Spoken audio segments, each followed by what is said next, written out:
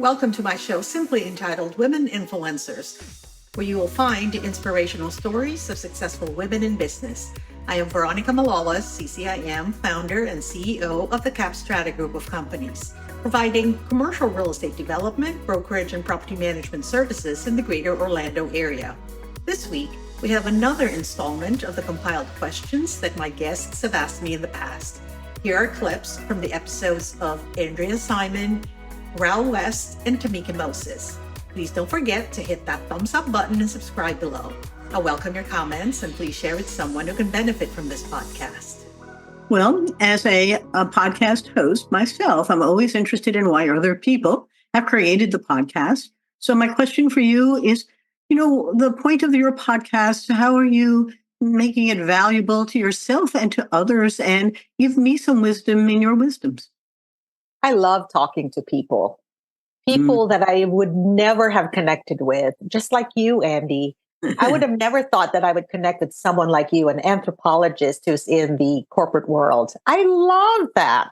And I think that for myself personally, I have grown since interviewing so many women on my podcast, because this is a storytelling podcast. Yes. And when I hear stories about you and the other women that I've interviewed, I think to myself, how beautiful is this world? Yes. That we all have a story to tell. And in the course of an interview and sharing our stories to the world, we get to probably touch someone we don't even know. Yep. And that is really what inspires me to keep going. I mean, podcasting is not easy. You know that because you've done it for so long. How many episodes have you done on your... I just finished my 404th yesterday. Wow. Amazing, amazing. So this is really very enjoyable for me. And I hope it's enjoyable for our audience. Yes. Because I always take away a golden nugget every time I hear somebody's story. So thank you for that question. So my question for you is, what systems are you using to make your business more efficient and to make your life easier? Well, thank you for the question. I was pondering that before I hit the record button because I'm in the commercial real estate industry. And obviously, technology is really just so important in our business. And so, of course, I have back office systems that take care of Salesforce, and in our team. We obviously have individual CRMs, which is very typical in the commercial real estate industry, or just the real estate industry for that matter. But the one system that I'd like to talk about as far as your question is really my calendar. As simple as it is, I really, really like the principles of Stephen Covey, where you really have to be so mindful of where you put your time and your energies in. And one of the things, for instance, that's most important for me is my family and travel and really working outside of the work environment. And so to me, my biggest system that has helped me with work-life balance is really my calendar.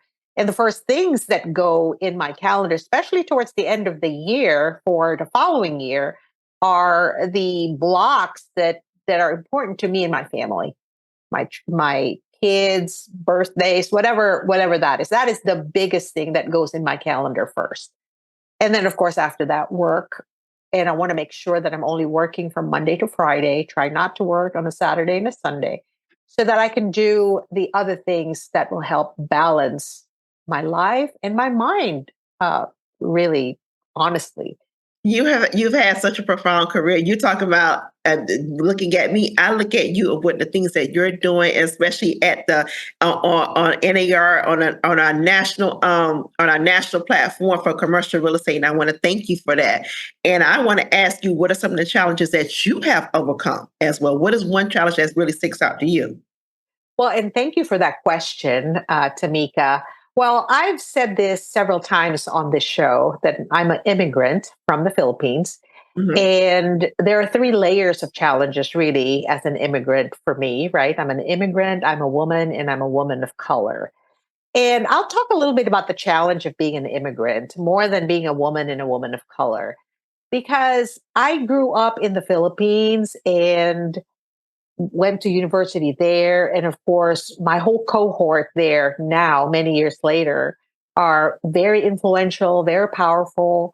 They're very successful over there. And I had to leave that cohort. Oh, And you wow. know what happens when you have a network of powerful people, right? Mhm.